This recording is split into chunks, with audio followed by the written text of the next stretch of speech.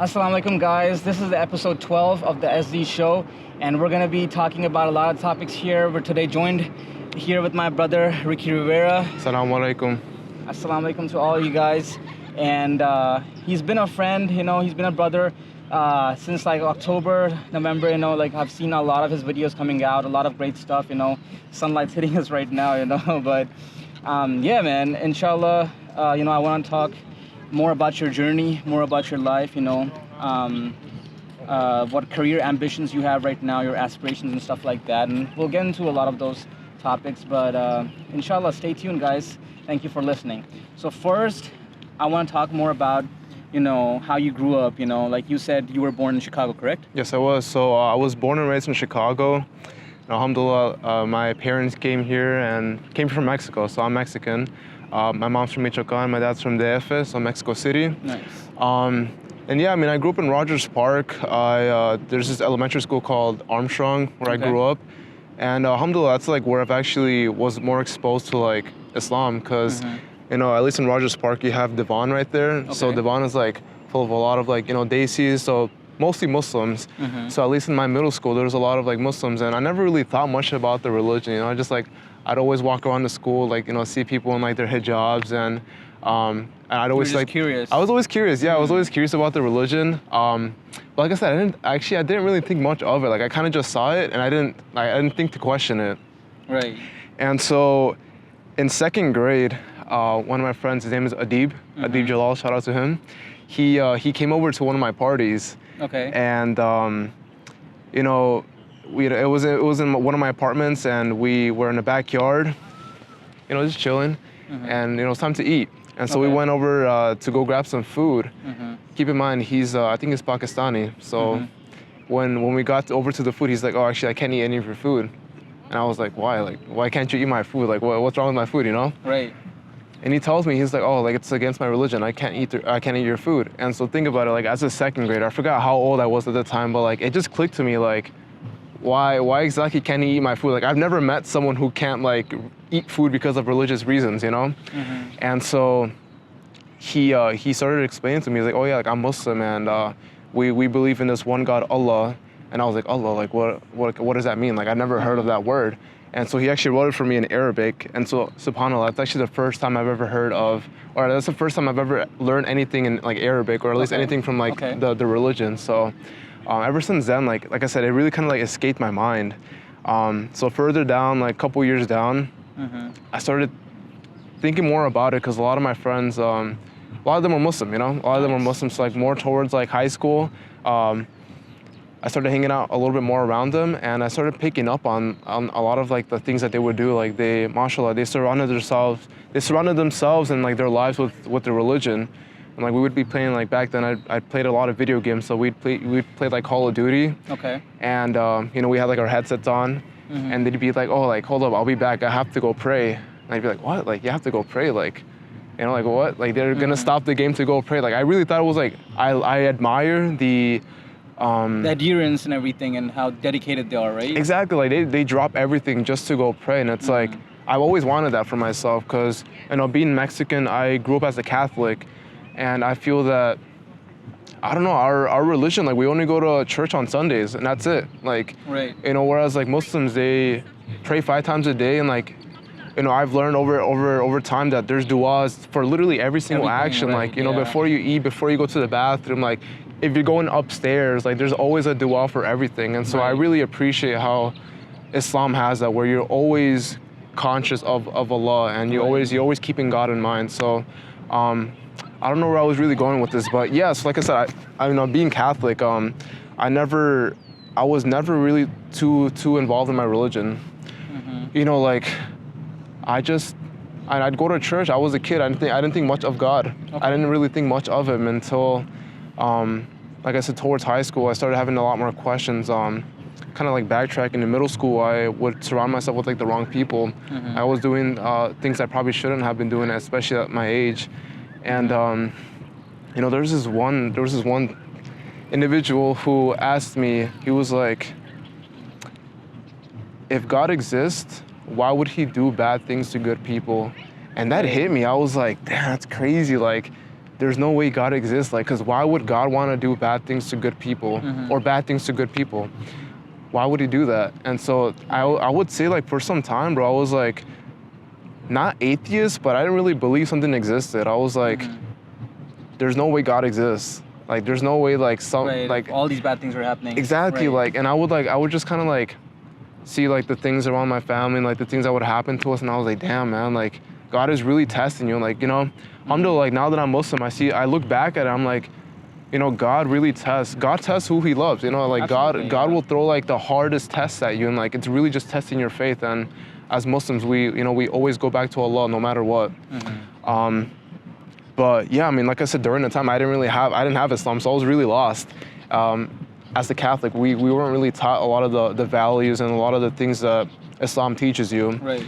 And so I was really lost, man. Like I was really lost, and I didn't really have like any direction in life. Like I was just like really going about my day, like just living day by day. Like I didn't really have like a purpose, I'd say. Like I said, like until high school, like I started involving myself more with the religion, or more with people who are Muslim, and you know they've had a really good impact on my life, and you know, alhamdulillah, like those people have really changed my life. Right. No, absolutely, man. Thank you so much for sharing that. Yeah. And I'm sure it's been like a really great journey for you. Would you say when you know, you had that kind of time period where you were really struggling with faith and, you know, struggling with the idea of God, and slowly what kind of like you know, drew you towards Islam?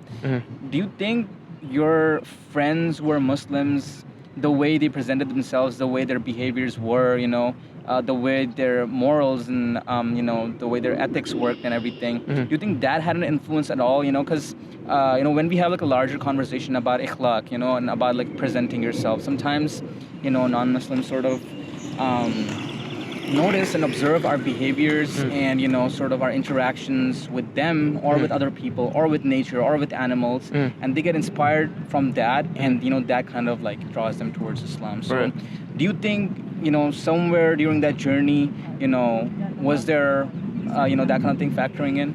Oh yeah, I definitely agree. Like I think the strongest way of kind of bringing people to Islam, you know, there's this term called dawah, where, you know, it's like sometimes, typically what people do with dawah is like, you know, they go out and like kind of like preach about the religion. Right. But I think like the strongest method of dawah is just through your actions. Like not really like telling people like, you know, come to Islam, but like your character, like you were saying, your character is the most important thing. Like the way you carry yourself as a Muslim, people pick up on it. And like I said, like for example, me, like I started picking up on a lot of like my friends' actions. Like I said, like they would drop everything to go pray. Right. They would, you know, completely change like their diets. Like they would, you know, my friend was not embarrassed to say, no, I can't eat your food at the party. Right, he was unapologetic about it, right? Exactly. You know, like he stayed strong to his faith, and like I really appreciate that. And like, you know, like I said, at least like as a Catholic, I feel that I'm not trying to hate on the religion, but I feel at least the community I was in, they weren't really that strong in their faith. You know, like they really weren't like, you know, if like for example, like alcohol, like if alcohol was given to you, they would take it. They would, you know, without saying no. And I feel like a Muslim, if they were given alcohol, they would think twice, like no, like, yeah, no, you know, it's haram, like astaghfirullah, I would not do that. But yeah, kind of like going back on your question, you know, I'd go over to like my friends' houses, and I saw like, I think what was really cool is that I'd go over to their apartments, and I saw, like, you know, there's like these Arabic writings, there's like calligraphy and stuff. It always caught my eye. I was like, what does that mean? Like, that's kind of cool, you know? Like, I really appreciated like all like the Arabic, because I feel like in a non-Muslim household, like for example, my house, you know, you have like pictures everywhere. And Islam, like, you shouldn't have pictures in your house, you know, like in Islam, like you shouldn't have like idols and whatnot. Right, because when you're praying and stuff, that can be. Exactly, yeah, like we believe that there's like jinns, like you want to have your house as pure as possible.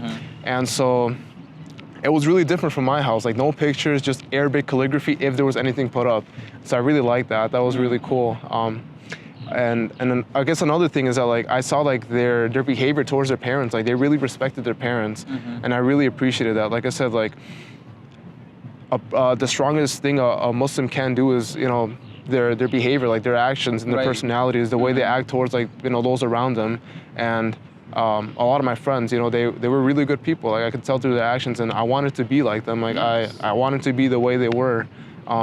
I saw their family structure, and I really wanted that for myself. So alhamdulillah, like I'm happy for them. I'm happy that they were born into that. Yeah, no, amazing, man. I'm glad that you did like that kind of analysis, that, you know, helped you make that final decision to sort of like, go towards Islam and stuff like that. So talk to me more about the process and about the journey, right? So say when you had all of these thoughts and when you were analyzing, okay, maybe I'm not getting the same amount of,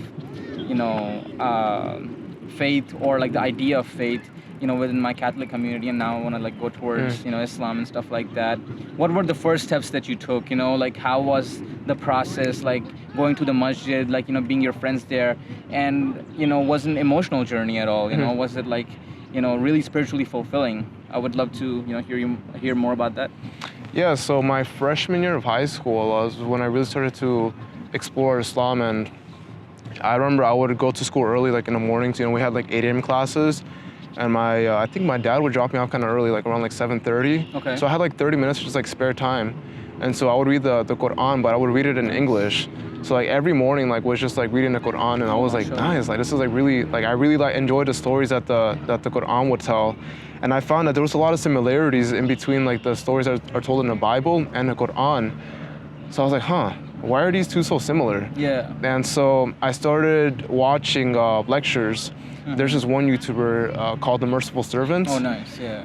And a lot of the videos, and at least like the way like they structure their videos, are like very powerful and like really like engaging. And at least for me, like the biggest thing that brought me towards Islam was like all of these scientific facts that are proven in the Quran. And that, like, because I'm a STEM major. I don't know if I like told that, but I'm currently a student at Loyola University. I'm double majored in computer science and neuroscience, so I've always surrounded myself in science, in STEM. Nice. And so seeing that this is actually written in the Quran, that kind of like brought to my mind, like how is this possible? Like how is it possible that like this scripture from thousands of years ago has actual proof? Yeah. Like which God, like who is out there that knows all this information? Who knows all of this? Right. So yeah, like that's kind of how I got into it. And like I said, in middle school I had a lot of Muslim friends. So one of my friends really helped me in learning the religion. So they were really patient in teaching me. Like they actually taught me how to read Arabic.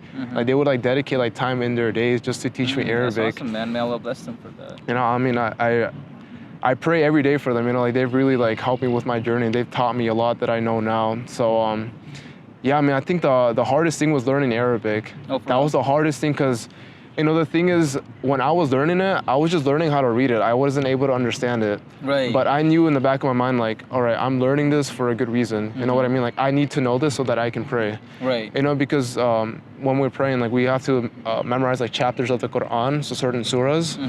And so I knew like that was my goal. Like I had to learn how to read Arabic before I could start memorizing it.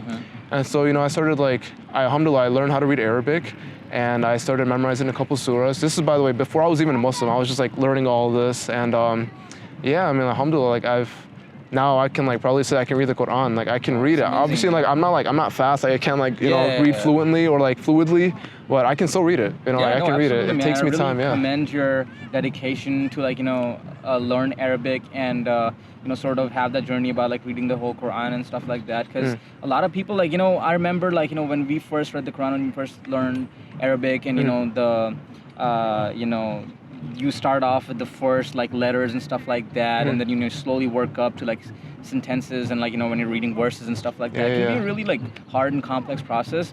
Say when you're doing it as a kid, right? You are like learning at a very like young and vulnerable age, and that kind of grows with you and stuff like that. But for a lot of people, when they grow up, they have so much going on in their lives, it's really hard for them to like put time specifically towards this, and just keep on consistently dedicating themselves towards it. Right. So I really commend that dedication, man, and may Allah bless you for all your efforts within that realm. But man, alhamdulillah, that's really good. But talk to me something about did you have like any doubts during the process?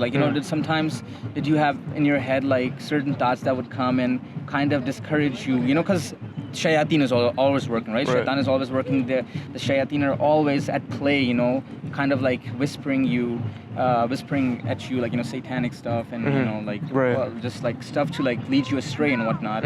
So did you have any of those moments where you were like, maybe man, like maybe I want to slow down, or maybe I'll think about it later, or maybe XYZ? No, yeah, I think that's really cool because actually I feel like it was actually quite the opposite. I feel that, through my journey, like in exploring Islam, I feel that I was more conscious of my actions. You know what I mean? Like I started avoiding all the things that I used to do. Like I started like really, I feel like, Allah was really guiding me during that process, like trying to like hint at me like, all right, stop doing that, stop doing this. Cause I was like, while I was learning about religion, I knew what not to do. Okay. Like I knew like what things I should avoid. And even on that, like, the Quran tells you to not do certain things, and it tells you to not do them for a reason. Right. And like everything in the Quran is like, it's really like the guide to life. Like if Allah says not to do something, there's a reason why not. Absolutely. You know what I mean? And so, like I said, since I was already kind of like learning a lot of the Quran, like learning about like what not to do, what to do, a lot of like the experiences in my life, I would, kind of like, before even going into it, I would think twice. Like, all right, I know this is not right. Like this is something I should not be doing. And even if I did a certain thing, I would feel bad. Like I would feel like I know I did something wrong. Like I betrayed Allah. Like I betrayed myself. Like for falling into, like you said, like shaitan is always trying to get us to do certain things, and I would always feel bad, like it would always be in the back of my mind, like damn, like I shouldn't have done that. You know what I mean? Yeah, like it catches up to you, yeah. Really, really interesting that you say that, because and I'm about to like draw like a striking comparison here, because when we were growing up, right, like we had heard of all these things, we had believed all of these things, and we would consciously know of these things, that what things we shouldn't do and what things we should do and stuff like that. But it's different, like sometimes like people compare this idea of being born as a Muslim versus like being a Muslim, because sometimes you have to go through those certain experiences, and even though we knew what was the truth, right, we had to have some life experiences where Allah tested us in certain ways, where we could like learn the meaning, like this is why it wasn't allowed, or this is why we were told to do the things that we should do and whatnot. So it's a really like interesting path that you take down life, and it can look different for like people who've always been Muslim versus people who just recently converted and stuff like that. And a lot of people say this in my circles and outside of my circle, in just the Muslim community, that people who convert at like a later time and stuff like that, people who find Islam as a Catholic, as a Hindu, as a Jewish person and whatnot, they dedicate, on the average, dedicate so much time to seeking knowledge from the Quran and from just Islamic literature and stuff like that, that many of the times, man, they'll be more knowledgeable than people who've been like Muslim all their life. They've been born to Islam, and their parents been Muslim and stuff like that.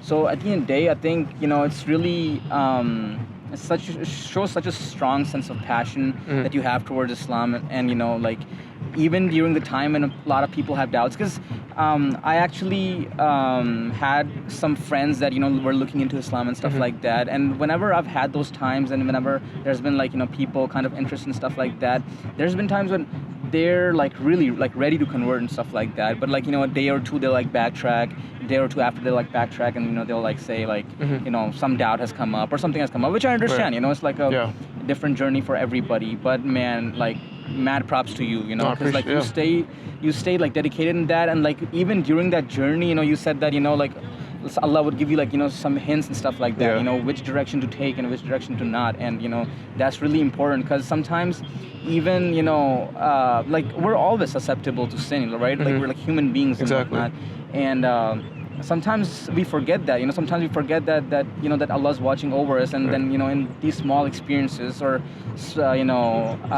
whatever life is throwing at us, he's hinting at us, he's sort of testing us, he's sort of giving us knowledge through those experiences. But it's up to us, like are we gonna like lift that veil from over our eyes and actually look towards the truth, actually accept it, or are we just gonna keep falling down the path of sin, So it's really like nice journey that you mentioned, and I want you to talk more about, okay, how'd your family take it, right? Like were they accepting to it and whatnot, because it's a experience, a lot of people are really afraid to kind of like talk about with their parents. Some people even get like disowned and stuff like that. There's a lot of like nightmarish experiences, and really like the people who still like, even though their families are falling apart, but they still cling on to deen, man. That's so beautiful, man. Like But I want to have you share some of your Yeah. experiences. No, yeah, for sure. I can say, alhamdulillah, my family did not disown me. So, I still live under my parents' roof,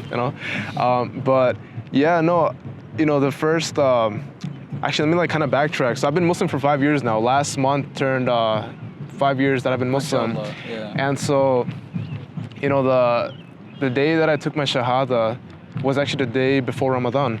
And so like I knew like I was in a fast, like the upcoming month. And the previous year I had fasted, but I wasn't Muslim during the time. I just fasted like kind of like just like a trial run. You know what I mean? And my parents like kind of hated that I was doing it. You know what I mean? Like they were just like, at least during the time, like as like the years go by, like Ramadan keeps moving back and back and back. But during the time, like Ramadan was during the summer.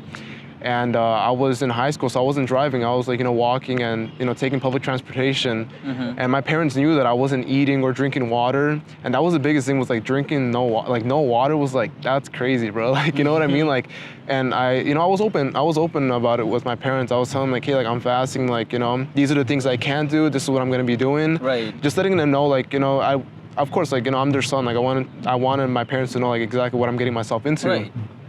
I understand. And so, yeah, like I'm not gonna lie, like it was pretty hard. Like it was like that before like that trial run of me fasting that Ramadan. Like it was intense, bro. Like it was like it was midsummer.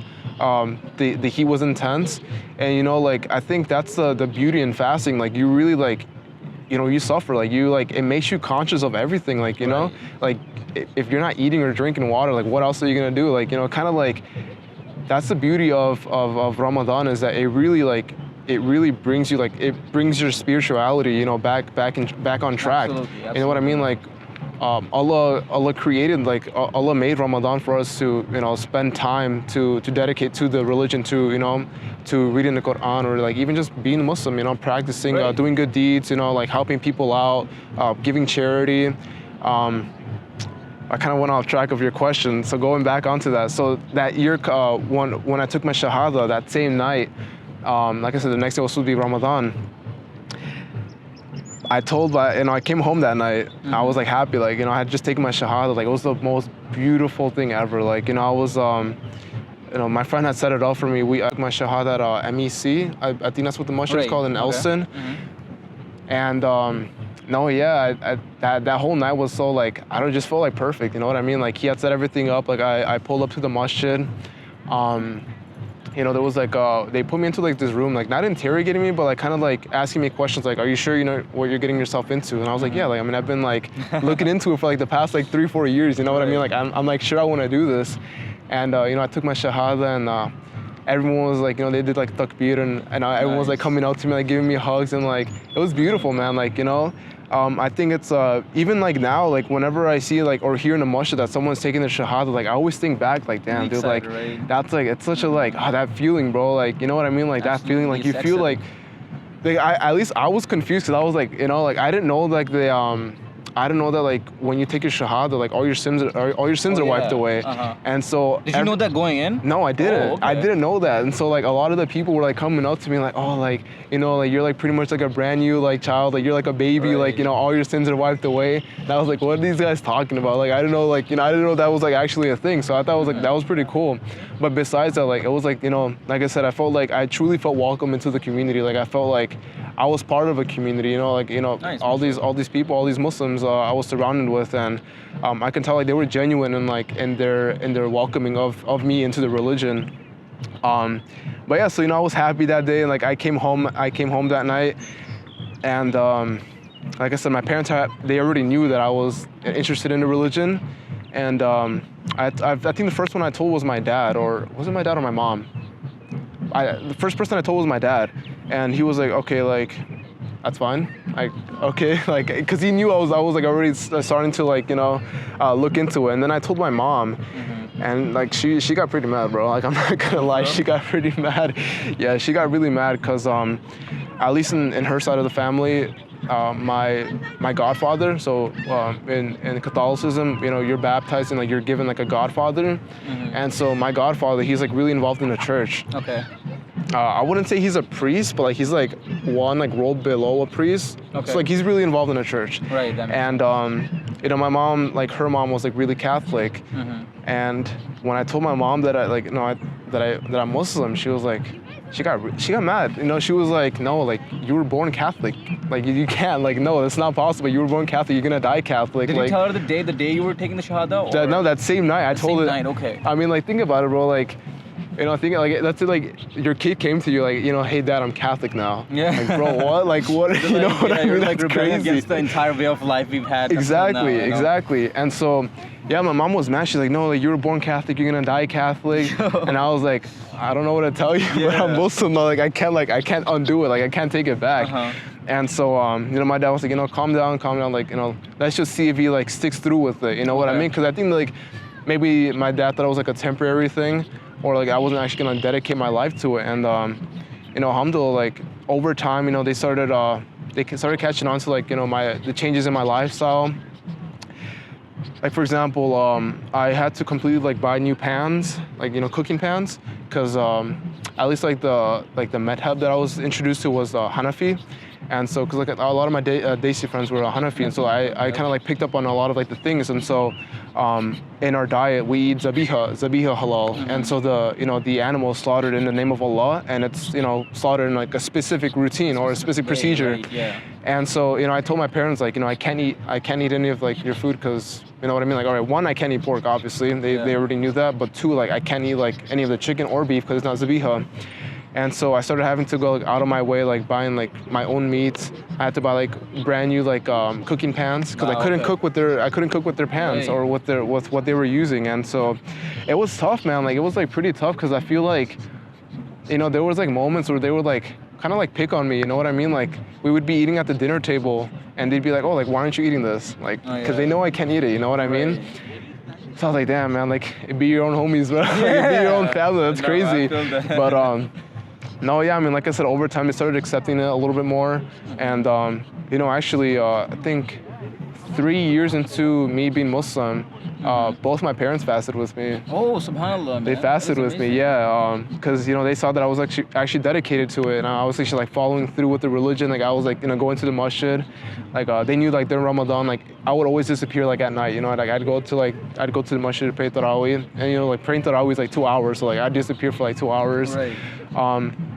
But no, yeah, they saw me like, you know, I was praying in my room, and you know, like I said, alhamdulillah, like I'm happy that like my parents were so accepting of it. Like, and at first they were, of course, like having their doubts, like what is he getting himself into? Right. Like any parent would be concerned, you know, of their child like completely changing their life, you know, completely like going into a different religion. And so yeah, like I said, alhamdulillah, like my parents have been very supportive of it.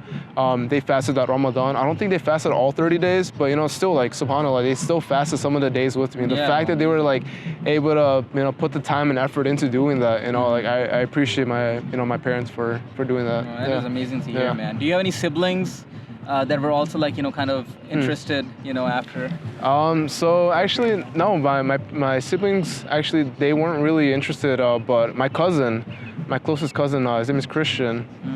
He took his Shahada year after I did. Oh, subhanAllah. Yeah, he took his Shahada year after I did. And, you know, it's nice because, like, he's, like, the only other Muslim in my family. Nice. And so, like, he's the only person I have, you know, like, at least in terms of, like, spending, like, time with in Ramadan or like, you know, going to the masjid with.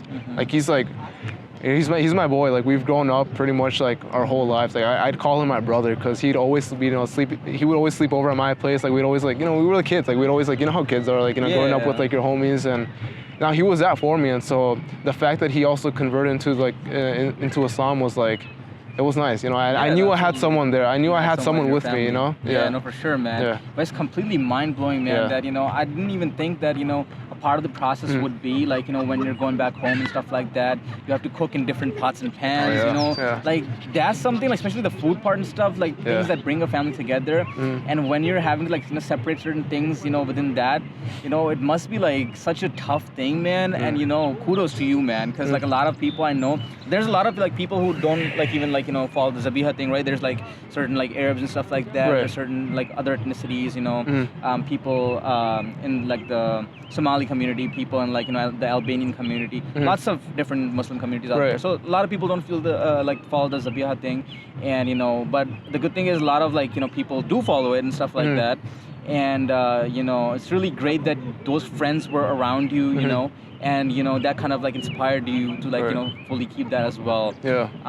So it's just very interesting. But Yeah. yeah, separating like even utensils and stuff. It's Yeah. like man, no, absolutely, man. Yeah.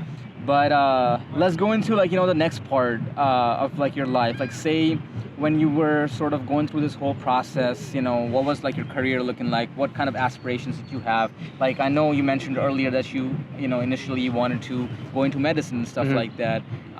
Was that something that you always wanted to do as a child, or is that something that like you kind of got like an interest in later on? Yeah.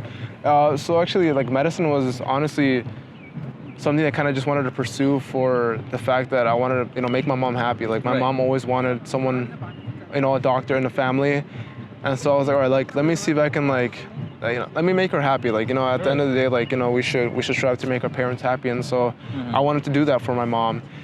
And going into college, I was pursuing like I was a pre-med student, and I was studying all these subjects, like biology, chemistry, like organic chemistry, like all these pre-med requirements that you need for at least applying to like medical school. Okay. And I was like, man, like this isn't really interesting me. You know what I mean? Like I'm just kind of like doing this for my mom.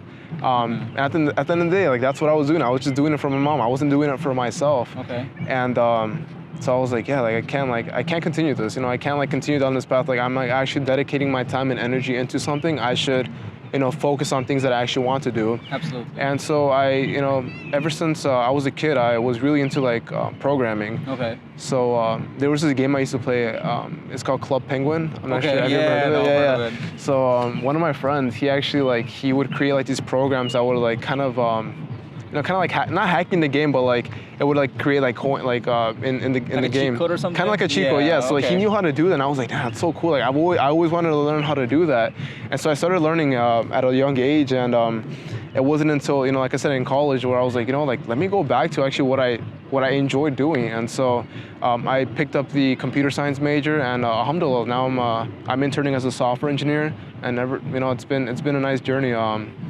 It's a field that I'm actually happy in pursuing, and it's kind of sad because like my parents don't really know what a software engineer is. Like when I tell them like, when I tell them about it, like they because like my parents are a little bit older, like they're not up to like technology, and so like they'll open their phones, like they know like there's like Facebook and Instagram, but they don't know like who's actually behind behind all these servers, databases and exactly like everything, who exactly is like behind the scenes, like actually creating these programs or creating these applications. And so yeah, no, it's like I said, I think medicine was like something that I was just kind of trying to pursue to make my mom happy. And it wasn't until I started following my own path, like following my own dreams and my own passions, is when I started to actually enjoy what I was doing. Nice. Alhamdulillah, yeah. No, that's great to hear. Yeah. There's a lot of like depth even within like the software industry and stuff like that. And we could talk for hours about it and whatnot. Yeah. But I really like feel you on like parents not like knowing like when the guests come in, like they ask like my dad, like what am I doing right now and stuff like that. Sometimes like he's like it's so complex to give an answer, like because there's so much depth, there's so much technicality to these things, whereas like as a doctor you could just say like, oh, he's a doctor, something like that. Exactly, yeah. But I think Allah still has the greater wisdom in like whatever sort of like the paths that we take, and sometimes we don't know like why did we drop that subject. I was pre-med going into college as well, no way. UIC and stuff like that. I was so passionate about it, man. Like I remember when I've talked about this on my prior podcasts and stuff like that, but there was a time when I had to like separate from my family as a minor. Like my family had to go back to Pakistan, and I had to like continue living out here and stuff like that. The only thing that kept me like sort of driven towards that path was like the love for medicine, the love. I had, such a love for it and stuff like that. It even applied to this university, the campus that we're filming at right now, Northwestern, Harvard, all the Ivy Leagues. I was like, man, I want to like apply to all these Ivies and go study at the Ivy and become like the best doctor and whatnot, because I was coming from like a family doctors and stuff like that. But Allah had different plans and stuff. Exactly. And I looked more into it, and then I saw the structure out here, of the healthcare system that they have, say for example, whereas like you would compare to different countries and stuff like that, but where there is universal healthcare and stuff, but out here it's a huge like monopoly of like health insurances and stuff like that. And when these big corporations are controlling the health of like over 1 billion people, and even more than that, you know, they're not gonna have the best interest of the people, you know, of the sick people and whatnot. You know, they're gonna have the best interest of corporations, and what they do is like make money and whatnot. And that's why, you know, the entire capitalism thing got to me, you know, and then I looked into, you know, how, like what their practices are and stuff like that. And I was like, man, like the purpose I had, you know, for helping out people, for like, you know, kind of helping them get the cure and whatnot, you know, at the end of the day, if these companies are making millions off of this and, you know, are like screwing the people or over eventually, you know, that is not what I want to get into. And, you know, I ended up, you know, not choosing that path, even though I dedicated so much for it. I had to leave my family in a different country just to be on that path and whatnot. But, you know, yeah, it's just amazing how, you know, Allah plans and everything, and, you know, you can have your small little plans, and, you know, we think that we're gonna do this thing, man, like in 5-6 years, but sometimes circumstances and situations change to certain extents that you know, we can't even fathom, like, you know, what's the next thing gonna be, you know. Sometimes, you know, stuff becomes like that, life becomes like that. So I want you to like talk about a situation where you've had, like, you know, a similar thing go down. Like, you've had this plan, right? That you're absolutely gonna do it, but then, you know, Allah had other plans and situations changed and you had to go a different route. Oh, that's a good question, bro. Damn, that's one I gotta think about. Let's see. Damn. I mean, I'd say, like, honestly, I just go back to like me like converting to Islam. You know, like, I didn't know I was gonna be Muslim. You know, and like, alhamdulillah, like, me going into the religion, like, it completely changed my whole life. Like, I didn't, like, who would have known I'd be Muslim? You know what I mean? Like, that was like, I'd never thought about it. You know what I mean? Like, it just happened. And like you were saying, like, Allah, everything is written. You know, all our lives are written for us. And so, I think it's important that we, you know, just like not think too much about the future, because at the end of the day, like, that's something we can't control. But I mean, if you think about too much about the future, like, you're gonna stress out, like, and for what? Absolutely. You know what I mean? Like, why are you gonna stress out over something you can't control? Exactly. You know, I think it's really interesting. I've actually, another thing like I really enjoy doing during my spare time is reading. And so I started getting more into it. And there's this book called The Alchemist. Have you heard of it? I've heard of it, yes. Dude, the book is like, at least like right now in like the stage I am in my life, it's like, it's really hitting, because there's a lot of Islamic references. Like, for example, there's this boy who's traveling through the desert, and through that, like, you know, he's been meeting a lot of people, and specifically, like, he landed in Egypt, and where there's this tribe, and, you know, he's telling them, like, you know, hey, like, there's these people that are gonna come attack you, and the people in that tribe are like, you know, like, no, don't think too much about the future. Like, if it happens, it happens. And I was like, damn, like, that's crazy. You know, like, there's people that live their lives like that. Like, they're just like, you know, if Allah has something planned for you, like, it's gonna happen. And, you know, these people, that tribe, you know, they're Muslims, and they said that specifically, like, word for word, like, you know, Allah has everything written. What's the point in stressing about it? You know what I mean? Like, if something were to happen, like, it's gonna happen. Absolutely, man. No, it's the level of iman in their hearts. You know? And as we look at the current situations, you know, around the world, and what's going on in Palestine, what's going on in Gaza and Rafah and everything, you know, that same kind of example comes to my mind. You know, is the iman in their hearts? They don't know, like, you know, when they're gonna, you know, be alive. You know, they don't know, like, the next second they could die. You know, like, the situations are really bad out there, but they have their iman in their heart that, you know, Allah has their risk planned, Allah has their fate planned. You know, and if death isn't the destiny for them, you know, they're accepting of it, you know. Why? Because, like, this life, right?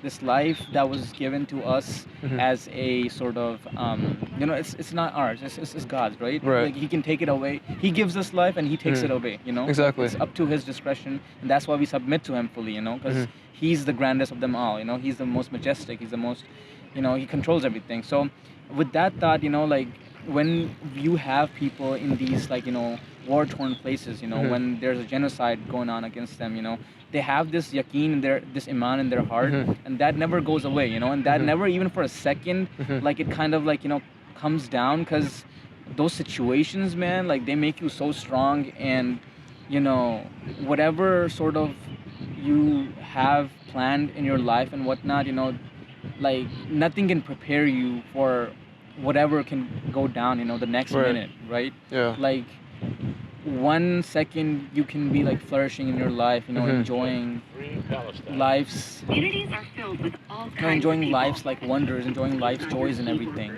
But then the next minute, you know, you could be dead, you know. Exactly. And that just tells you about the reality of life, you know, tells you to think more about, you know, the way death works and everything, you know, because we're so self-centered sometimes. We're so obsessed with getting certain things around ourselves in our lives. We never like sit to like, you know, sit and actually reflect about death and, okay, these people are dying out there, but what if it was your time, you know, like the next second, you know, what would you do? What are we leaving this world with and whatnot, you know? But a really nice example that you brought up, you know, and I think that just cements the idea of iman in people's hearts, the sense of iman, the level of iman that they have in their hearts and whatnot.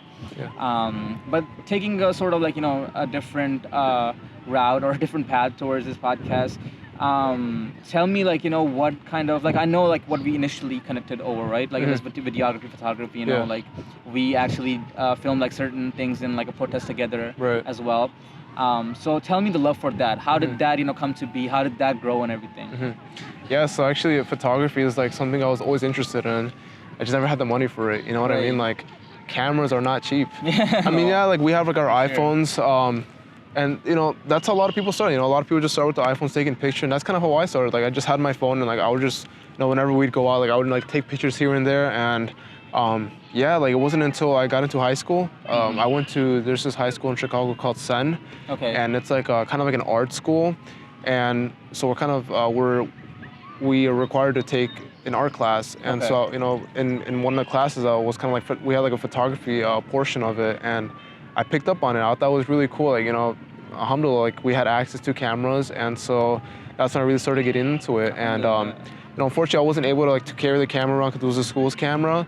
But once I got into college, you know, I started working and finally saved up enough to buy my own camera. And that's when I started, you know, shooting. And you know, it's something that I still kind of find hard to make time for, just because you know, there's a lot that comes up in life. But when I do get the chance to do it, like I really love doing it. Like I have a passion for it. It's really fun because like, you know, at the end of the day, like when you have a camera, like especially when you're shooting for a client, you're just capturing like their moments. You know what I mean? That's like the most beautiful thing is like, you know, we all have like certain things in our lives. Like for example, we were talking about like weddings earlier. Like we all have like things in our lives that we want to capture. You know, like we all want to capture like these beautiful moments. And so, you know, I'm happy to do that for people. I'm happy to be able to do that and like, you know, provide that for people. Yeah. Absolutely, man. No, it's so beautiful, like capturing people's, you know, like their memorable moments and whatnot, you know, like when they're getting married, when they're getting their nikahs done, you know, and everything.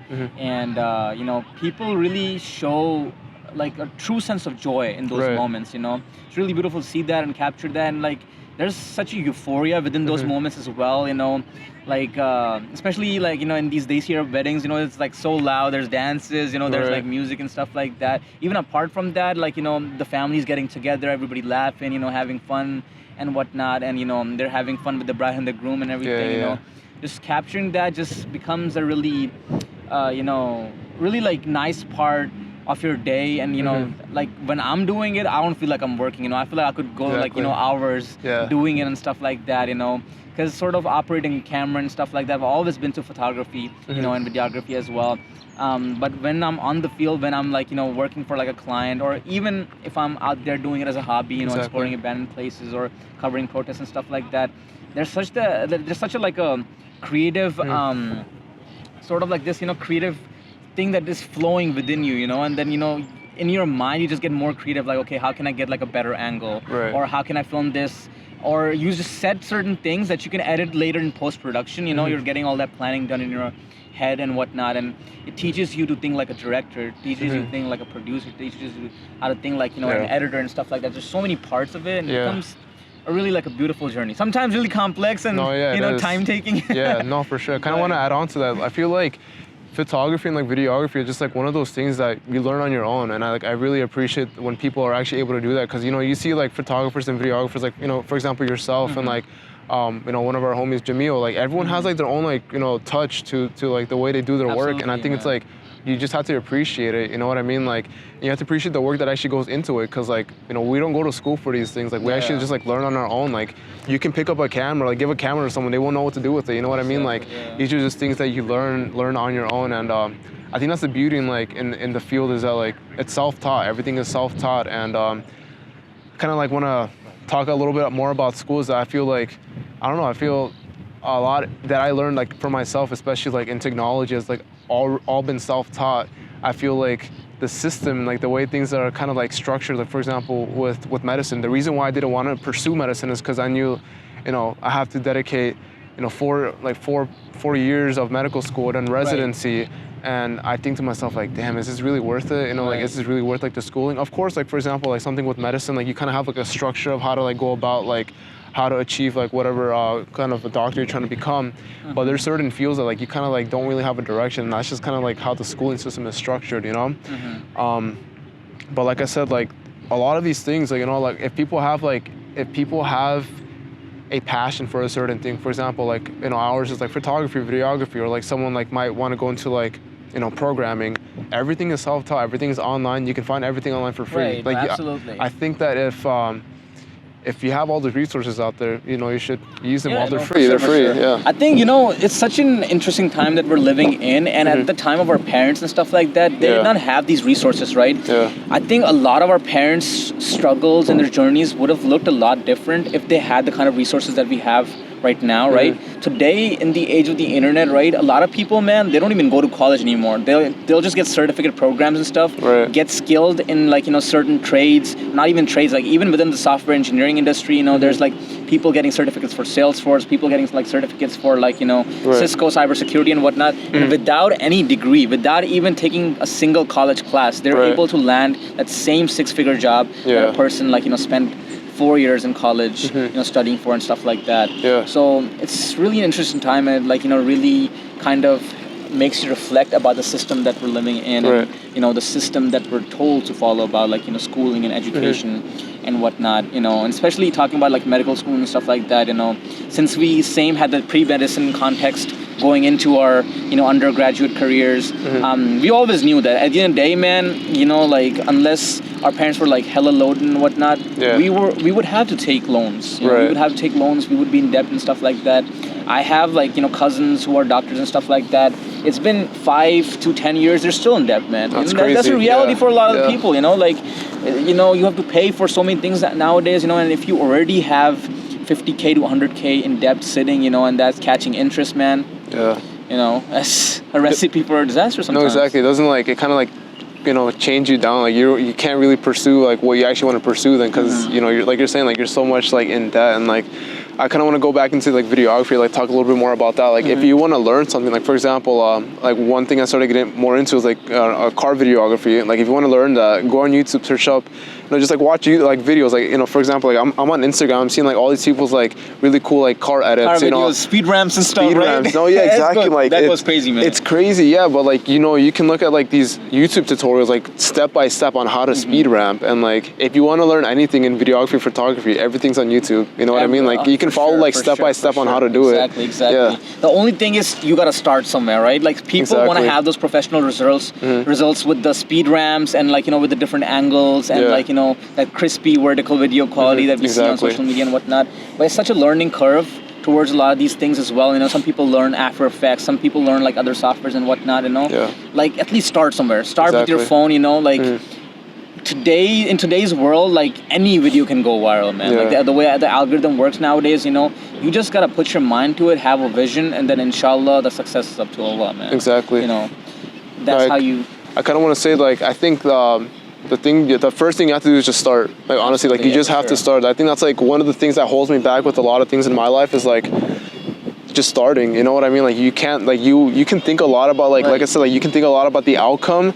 Like what's the point if you haven't actually even started? You know what I mean? Like, you know, Allah get the ball rolling somehow. Exactly. Like Allah can have like a whole career set out for you in whatever path you want to, or whatever you want to pursue. You know, like I said, like you won't know until you start. And I feel a lot of people struggle with actually just, you know, kind of taking that step forward and getting involved in whatever they want to get involved in.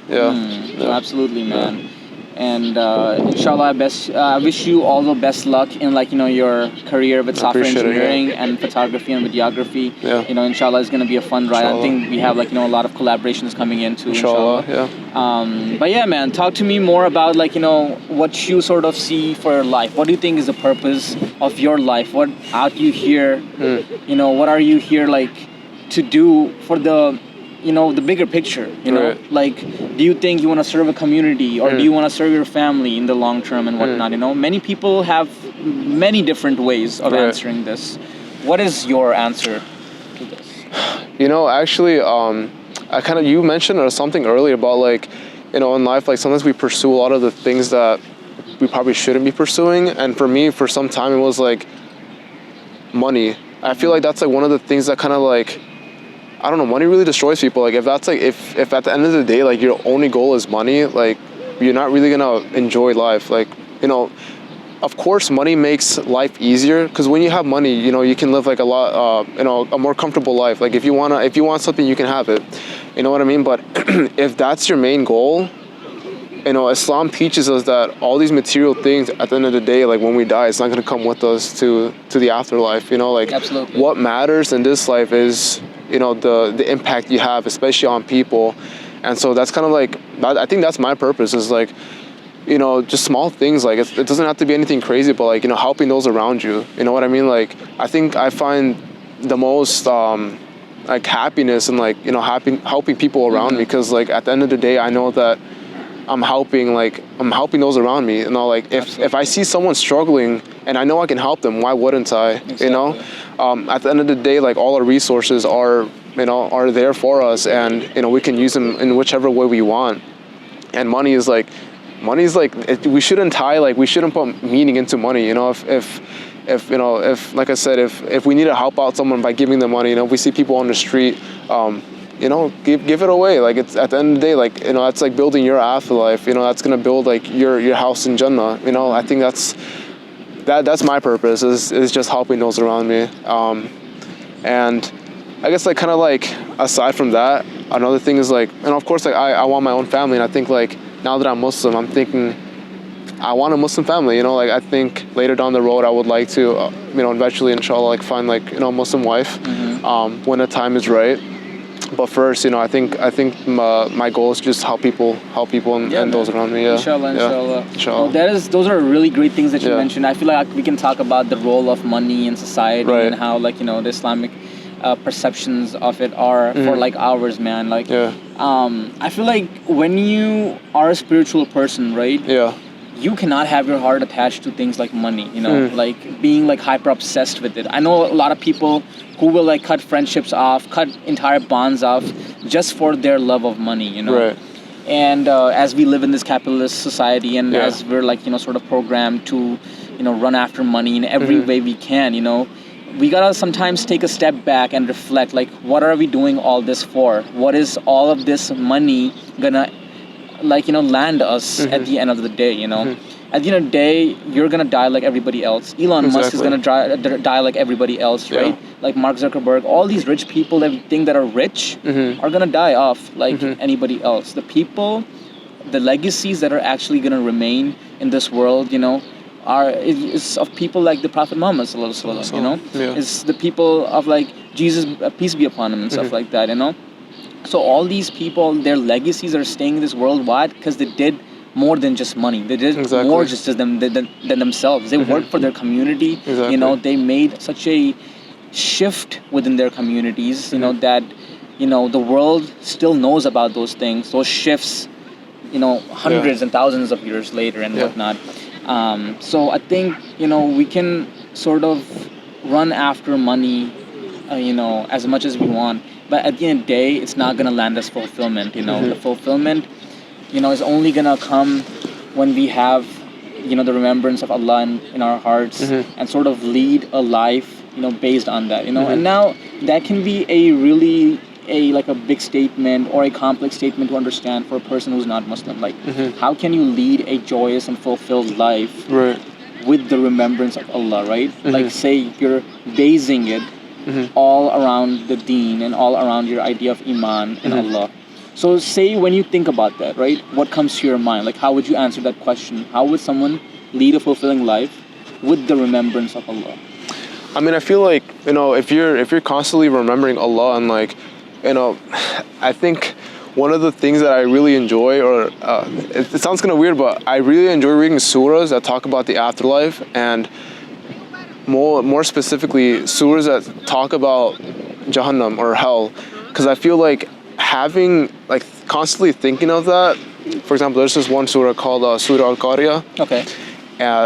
It means the calamity, and if you're, in the surah, like, it really vividly, like, descriptively kind of tells you like what's going to happen on the day of judgment and what's going to happen to the people, to the disbelievers.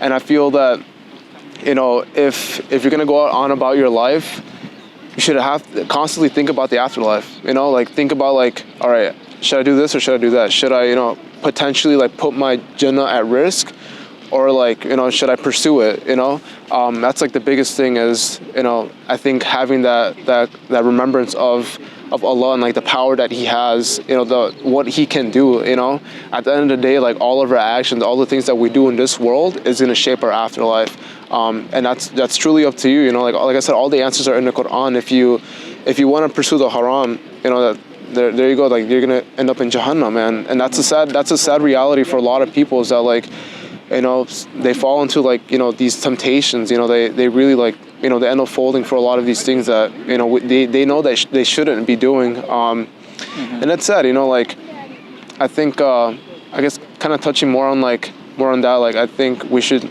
constantly remember how our afterlife is going to shape up.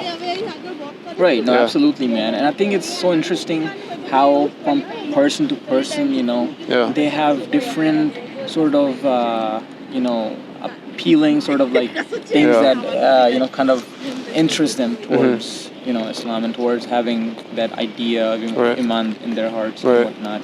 And I think, like, some of the people, comparatively speaking, like, instead of the fear factor, sometimes, it's the love factor, in their hearts and whatnot. And this can differ from person to person. Right. Sometimes it's more of the love factor, sometimes a combination of both, and from the different situation in your life that you may be facing, or the different, context of life that you may be in, sometimes it may be the love factor, right? That, that Allah loves us so much, and, like when you make one step towards Him, He, like, makes even more towards you, He makes like 70 more towards you and stuff like that. Something like that. But, the idea is that, when you sort of let your heart open up towards the love of Allah, like, it will really fulfill you. It will really fulfill you to the max, and it will fill you with love, not just, self-love, but love for animals, love for nature, love for people, And that can really help you sometimes in finding your purpose, because, when you're submitting yourself fully to Allah, right? And submission is such an interesting thing, right? Because Islam, and to be like a Muslim, means to submit, right? To submit towards Allah. But then the question comes, like, are you really submitting to Allah? Like, are you really putting all the things at rest and putting your full definitive yaqeen, your iman in Allah, that, at the end of the day, your finances are going to be taken care of, Obviously, you got to do the efforts for that, right? But at the end of the day, the outcomes you leave in the hands of Allah. And to, like, what extent do you believe that, right? A lot of people, when they, like, have this idea of submission, right? They'll think that, okay, they got their 5 daily prayers done, right? They got their dhikr done. They got, their obligations, their religious obligations done. But where's the spiritual part of it, right? Like, you're supposed to fully, like, believe in, like, what you're sort of following as well, right? And sometimes we get so distracted that we lose, this in our conscious mind, this thinking power, this reflective power about the idea of submission, I kind of want to touch on that. I think that's like really interesting, because there's a lot of, like, I feel like your iman is like, it's a roller coaster. There's ups and downs, and there's gonna be times where, for example, even myself, I'll be praying, and, like, I'm just, like, praying out of routine, like, I'm, like, making wuzu, and, like, I'm just, like, not really thinking about, like, what I'm gonna do. It's just become, like, part of my life. And it's important to, like, really, like, take a step back and, realize, like, the beauty in like, salah is that you're gonna stand in front of Allah and like you're praying for Allah. Like you said, having love for Allah is like the most important thing. Right. Having that relationship with Allah, knowing that like Allah is like kind of like your best friend. Like you can tell him anything. You can tell him about your life. You can tell him about all your worries. You can ask him for anything, and he's gonna be there. He's like the most merciful, the most forgiving, and even if you fall astray, even if you fall off like the straight path, that's gonna happen. Like you said earlier, that Allah created all of us with flaws. The only person that we follow by example is the Prophet sallallahu alaihi wasallam. He provided us with the Sunnah. He gave us the way that we should be living our lives, and I feel like that's the beauty in it, is that you should always fall back to Allah. And it's hard, like it's hard always being conscious of it. Like I said, like it can become routine, but like I said, it's a roller coaster. So you're always gonna find your way back, inshallah. Right, no, for sure. Yeah. And the most important thing is to like, when that roller coaster comes, right, when those problems come, is to never lose hope, right? Yeah. Because sometimes there will be situations, right, and there will for sure be situations when your iman is tested to the fullest. Exactly. Right, when your life is tested to the fullest, when your bonds with other people are tested to the fullest. Even your parents, your siblings, that is being tested. Those bonds are being tested. Exactly. And in the time of such extreme despair, it's really strategic what you do. Are you gonna sort of turn to other substances or other ways of finding relief, or are you gonna fully submit to Allah and then take care of your situation? And I think the latter actually, will give you fulfillment and a way out. And even during that task, at least you will find contentment that I'm learning lessons here. I'm building strength that will allow me to be even stronger when this complex or this thing of this which is full of despair, when that is over. Exactly.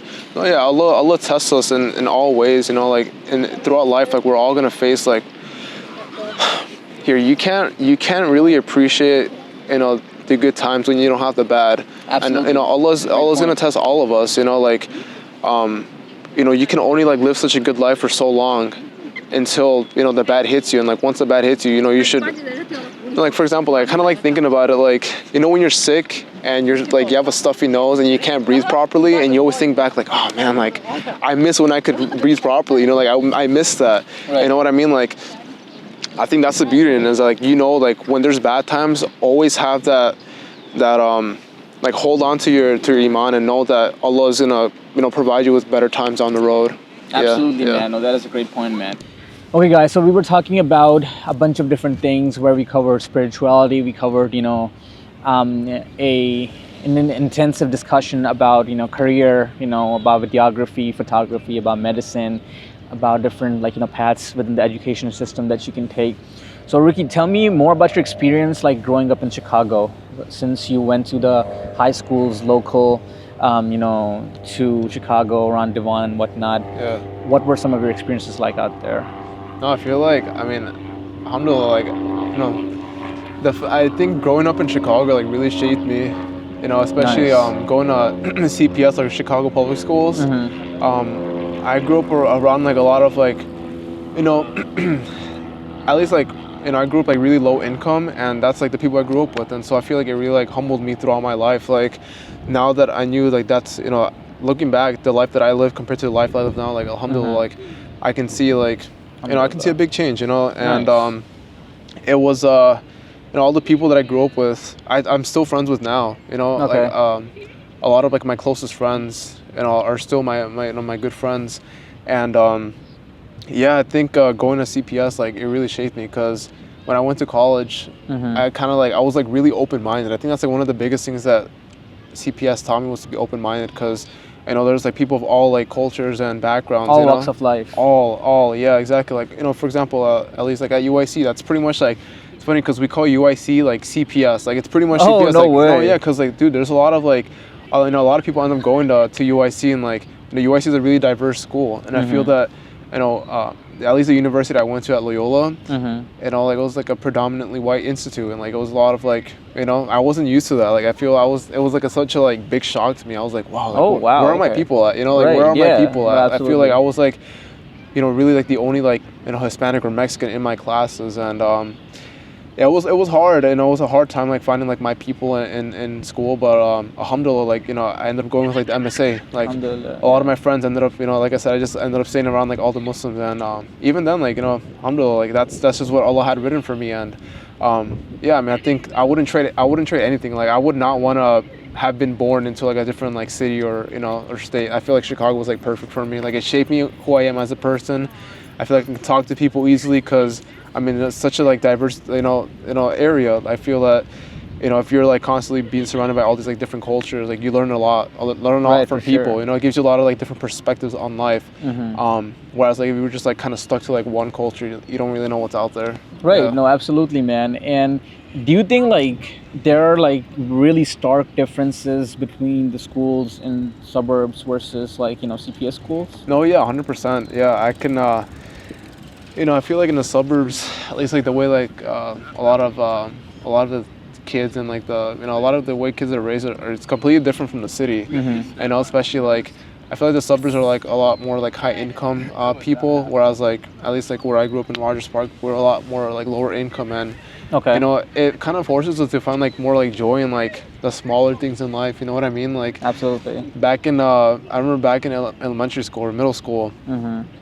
Sometimes we wouldn't have like soccer balls, and so like we would just play like soccer with like cans, like we would straight up just like right. crush a can, like kick it around, like, and I don't know, like I said, it's like the small things that make you No, really yeah, no, appreciate the small things make you appreciate like the newer things that you have in life. Like I feel like, whereas like I feel schools in the suburbs have a lot more funding, and it's unfortunate because a lot of the students who grew up in like the suburbs, they kind of like already know that they want to go to school, they want to continue pursuing school, whereas a lot of individuals in CPS schools, Like they have to start working for a lot of them, right? exactly, To they have to support their start families working and for stuff. school, and sometimes they don't even know if they want to go to school. Like a lot of these schools don't really have that many resources, and actually one of the things that me and one of my close friends that I made at Loyola, his name is Junaid, we started like a nonprofit that we're still currently working on, mashallah. and our purpose behind it is we're gonna be working with like first generational students, people of like low income backgrounds, and we're kind of gonna help them. We're gonna be working with students who know that they want to go to college, but we're gonna help them navigate college because Like connect them with the resources and exactly stuff. because we know the struggle. Like we know what it's like, kind of just like going into school, and it's kind of like being like dropped in the ocean. Like you don't know what you're doing, and that's one of the things like I struggled with, and so we want to make sure that students have that help and support. And so basically pretty much what we're doing is we're going to be pairing up like a mentor, so someone who already graduated in whatever university, and pair them up with a mentee, so someone who's a freshman in that university. Oh, that's an amazing program, man. Exactly, yeah. So right now, like we're still like in in like the starting steps, but inshallah, like soon we're gonna get for sure. going. I think for the rest of the community out there, you guys should have like the sign up process that anyone could sign up to be a mentor or a mentee and stuff like that. Right. And you guys do the pair up process and whatnot. And that can really set them up for success, and Right. there's a lot of times when even the mentors and stuff like that, given the experiences of certain people, they even end up learning a lot of things, Exactly, so yeah. it becomes a really nice process, a really mutually beneficial process Yeah. for both of them. But I'm really glad that you have that kind of sort of journey in mind, inshallah, and that process and the nonprofit and whatnot planned out. Yeah, man, so like the schooling and stuff like that, I would definitely understand that it's much different out there in the city versus the suburbs and It is, whatnot. We went to schools in the suburbs and stuff like that. There was like a time, right, where I'd just come back from Pakistan and stuff like that, and I was like, okay, I'm finna graduate from high school as soon as possible, and then maybe hopefully go to Ivy Leagues, which I did not.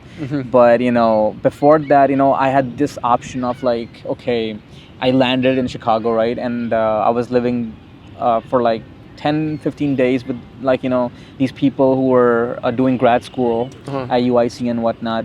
And during this time, I had to find like high schools, right? Like which high school would I end up going to and whatnot. And then I was considering the city and stuff like that. I'd previously gone when I was back in the US, 6-7 months before that.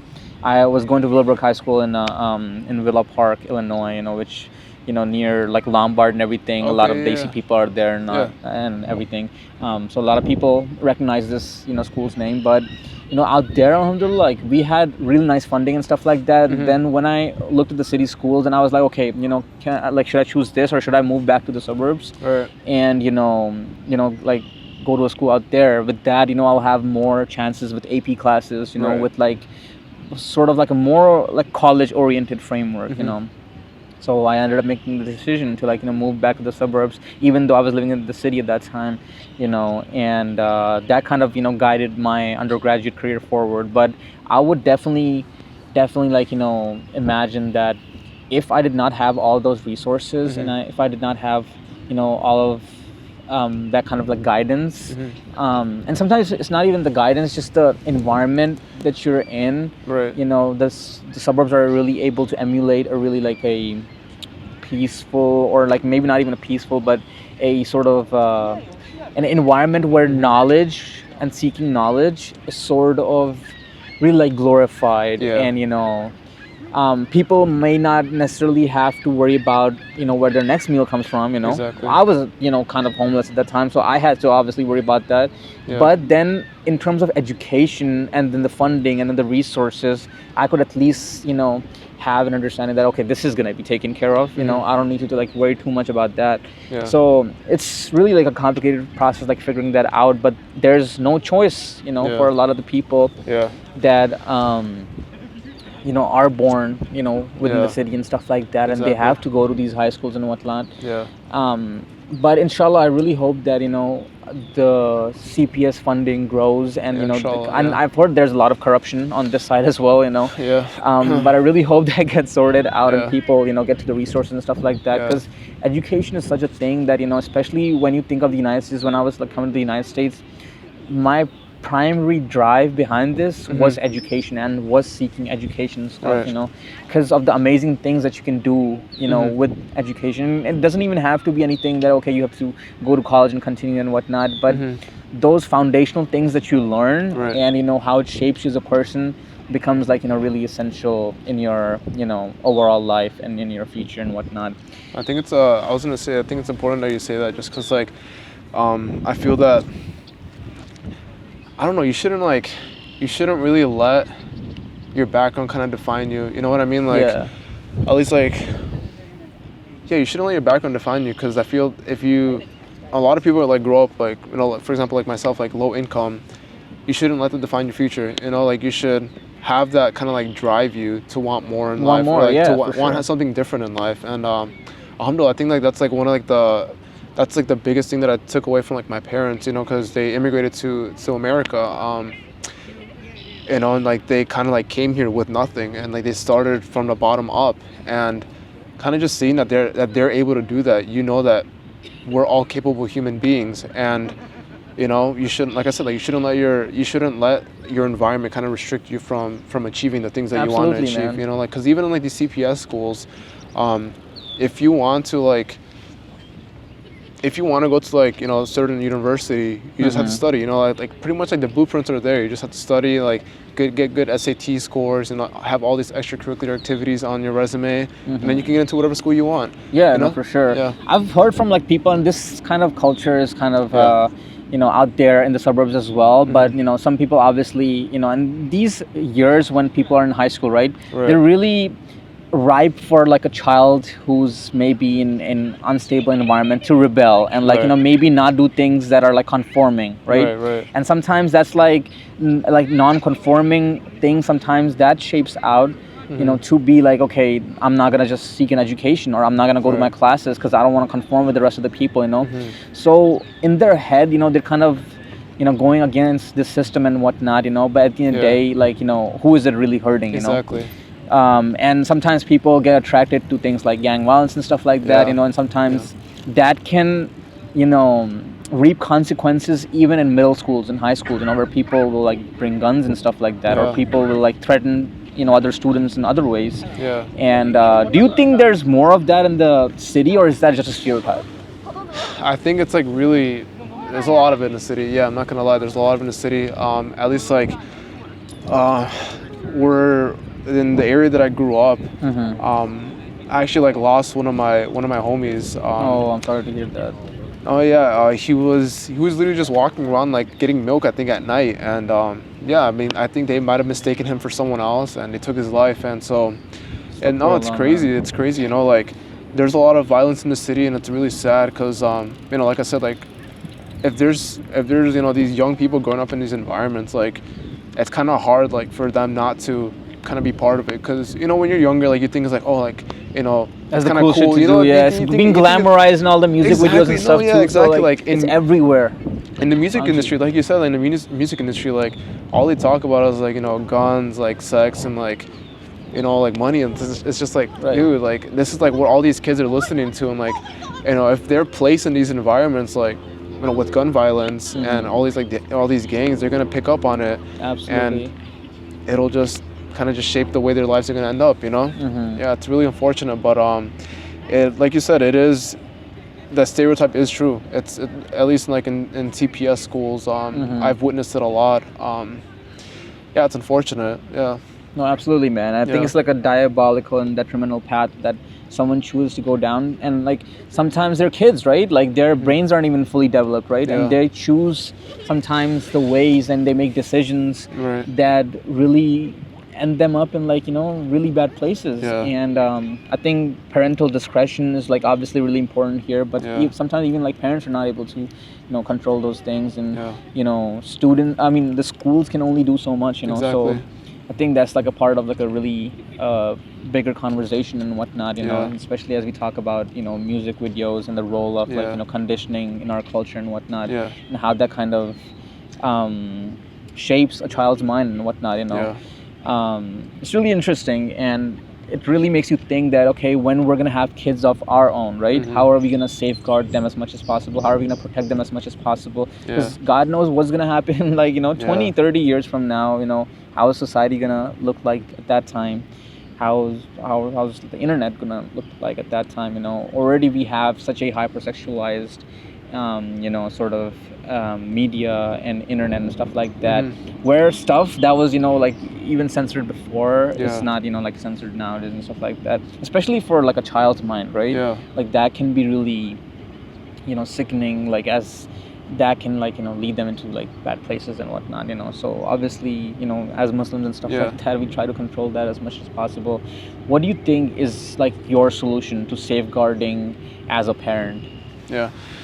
Dude, honestly, like, it's like you said, it's kind of scary. Like, we only have so much control of like what's out there on our phones. Like, there's literally like a whole world out there. You know what I mean? Like, you can explore anything. And, one click, you're in any in other the wrong places. realm. Exactly. It's just like you can only save your, it's like, you know, help or protect your kids, so like to a certain extent.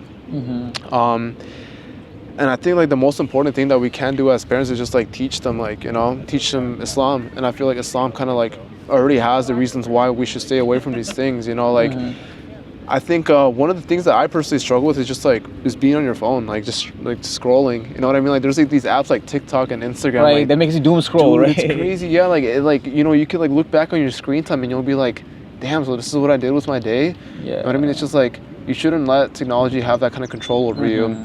But kind of going over onto like protecting your kids, just raising them Muslim. Like, you know, I kind of wish like I was raised Muslim, because I feel like maybe I wouldn't have done the things that I did growing up. But making sure that, you know, your kids are constantly surrounded with Islam, and I think that's honestly the way to do it. Just like surround your kids with Islam and teach them, like, all right, this is why you shouldn't do this. This is why you should do that. I think then they can understand, you know. And I think that kids can only understand once they fail. Like, you have to let them like kind of fall into it so that they can understand and realize, like, this is why you shouldn't be doing these things, you know? Right, no, absolutely, man. And I think it's really interesting and it's really beautiful how Islam like equips you with certain mechanisms that will like automatically, like, you know, kind of repel you from sin. It will kind of repel you from, like, you know, going astray fully, right? Like, say you fall a little bit, right? Then you like sort of seek repentance and stuff like that. And that sets you up on the right path, the Siratul Mustaqim, in such a way where, you know, you won't even maybe think again of going down that path. And like, say this kind of mechanism and this kind of framework is shaping a child's mind, right? That can really give him like, you know, the difference between right and wrong, and Right. you know, kind of really dedicating themselves to it, you know, like to staying on the right path. Because once someone is obsessed with, like, you know, being on the wrong path and stuff like that, you know, the wrong path will bring its own temporary joys, you know, its own illusions that will trap you, Right. and you know, sort of put you in that bad place.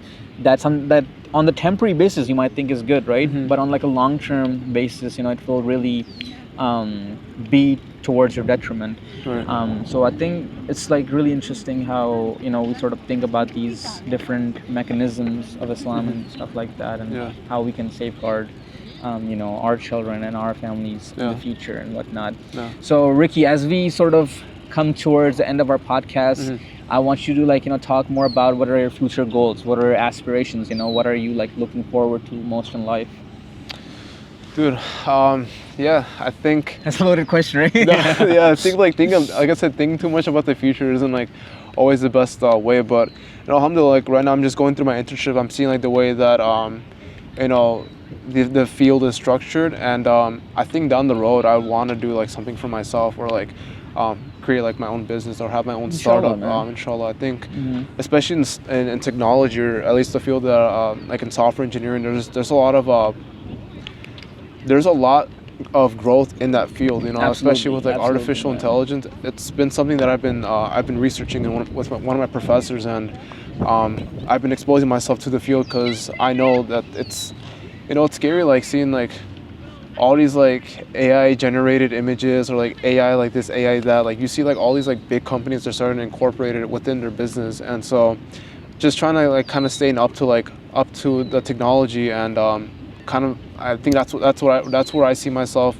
that's what I see myself pursuing, is having like a startup within the field, because I know technology is only going to keep advancing, and I think nothing's going to stop Right, stop and that, you can know? only choose to advance with it, right? Exactly. So just keeping up with it, and yeah, like I said, I think not working for someone and having my own business would probably be Inshallah, the man. move. Yeah, may Allah like Yeah. bless you, and you know, with Yeah. all those, you know, du'as that you have, all those aspirations that you have, the ambitions that you have, Mhm.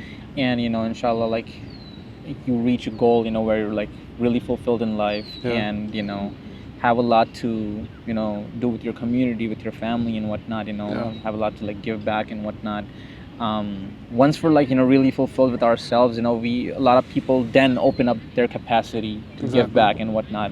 But I Yeah. feel like, you know, in whatever situation, whatever space, whatever place you are in life, Mhm. I think you should still give back, you know, Of because course. that, you know, like teaches you the importance Yeah. of what's it like to be in other people's shoes, and that can be Exactly. a really beautiful thing. Yeah. No, I think another one of like my life goals is I would love to like build like a masjid. Oh, nice. It's been Mashallah, like yeah. something that's always been in the back of my mind. It's like, dude, like think about it. I feel like when you build a masjid, it's something you're leaving behind. Absolutely. You know, like every That's time. an actual thing that you're leaving behind. That's Dude, like sadaqah jariyah for like exactly. Like ages. every time someone steps into the masjid that you built, like you're gonna get so Mhm. much reward for it. You know, Right. like them praying in the masjid, and it's such a beautiful thing. Like I want to be able to provide that for people, and Inshallah, I man. think inshallah, May yeah, Allah I make think you closer to that goal. I mean I appreciate it. Yeah, I think I'd want to do it in Mexico though. Like Yeah, no, I wanna- absolutely, man. yeah. This was one of the paths that I was gonna ask you about, and then Yeah. I like low-key forgot about it. Mm. But how, like, you know, how is Islam in Mexico? You know, Mhm. like, I had the Uh-huh. pleasure of joining some of these brothers when they went to this Tablighi Jamaat in Mexico and stuff like Mhm. that, and learn from like people that their ancestors were actually Muslim and stuff like that. Oh, you know, wow. the people from Spain. You know, when Spain was Muslim, Yeah, and you yeah. know, the Andalusian, the Golden Age and the Islamic Golden Age was Mhm. ongoing at that time, and then later on when they came to, you know, different parts of Central America and stuff like that, Mhm. when you know, they brought Islam with them. Yeah. And you know, there's a lot of like masjids and stuff like that that used to exist, and you know, later on were turned to cathedrals because, like, you know, Islam kind of like fell Yeah. off. You know, people didn't really like continue practicing and stuff like that. But have you seen a first-hand account of it? Like, you know, have you ever been there and like, okay, seen the mosques and stuff flourishing or not? You know, I've actually I've never been to Mexico myself, just because at least where we live in our area is a lot of violence, a lot of cartel violence. So I just like my parents don't really want me to go yet. I do plan on going soon with my grandpa, Inshallah. and inshallah, I want to see like what the like if there's any like Islamic or if there's like an Islamic like community over there, because at least from what I've asked my parents, like there's been nothing. I think that's what like saddens me so much is that like there is no like, you know, there's no community over there, and so I kind of want to start that there. Yeah, no, for sure. And think of all the people that, you know, might be in the same footsteps that you once were, or maybe they're in such bad situations or bad places that when you introduce these mechanisms, this way of life to them, right? When you introduce Islam to them, you know, it can completely change their life for the better, you know. And then they give you the du'as that, you know, sort of last for a lifetime because it's made such a shift in their life. Right. You know. No, yeah, that like can be really beautiful, and inshallah, like, you know, I think you should, like, for sure, like, you know, focus on one of those journeys for sure.